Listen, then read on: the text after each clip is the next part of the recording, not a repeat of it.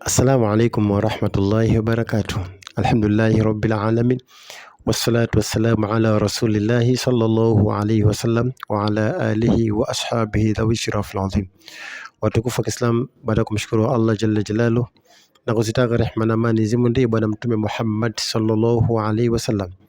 Ikiwa bado tunaendelea kuelimishana elimu mbalimbali zinazohusu dini yetu ya Kiislamu, tunamwomba Allah subhanahu wa ta'ala ajalie elimu hizi ziwe ni zenye kuleta manufaa katika umma huu wa Kiislamu, lakini pia zilete tija katika ummati Muhammad sallallahu alaihi wasallam.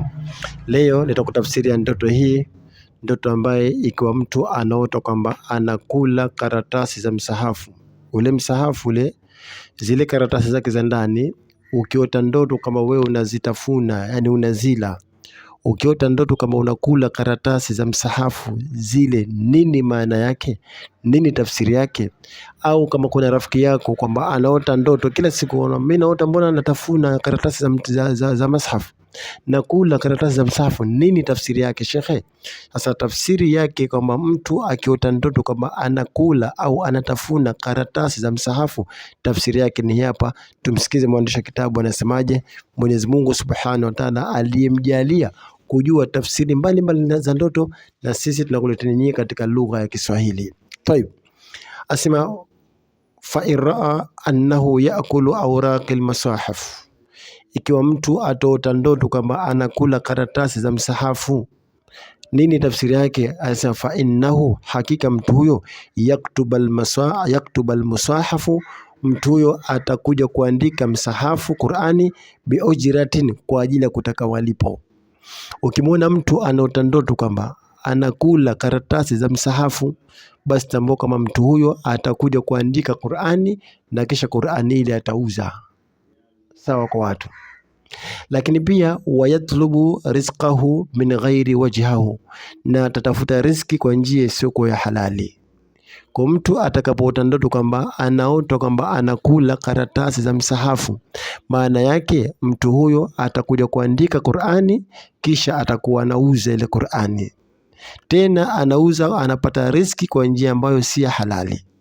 Sasa hili nalo ni linatakiwa watu waliangalie sana. Kwa mtu yote atakapoota ndoto kwamba anakula karatasi za msahafu, tafsiri yake ni kwamba mtu huyo atakuja kuandika Qur'ani kwenye karatasi, kisha ile Qur'ani, yani elimu yake, dini yake, ataiuza kwa watu na atapata riziki katika sehemu ambayo si halali.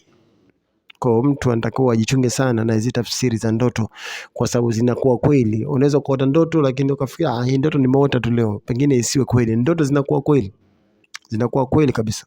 Kwa mtu yote atakayetaka kuota, kwa mtu yote atakayetaka kujua tafsiri ya ndoto kwamba anaota anakula karatasi za msahafu, basi maana yake mtu huyo atakuja kuandika Qur'ani, kisha atauza Qur'ani ile na atapata riziki kwa njia ambayo si halali.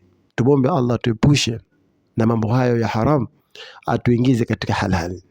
Inshallah khairi. Kama hujajiunga na grupu langu la WhatsApp, basi jiunge na grupu la WhatsApp ili upate faida kubwa kama hizi kwa uwezo wa Allah subhanahu wa ta'ala.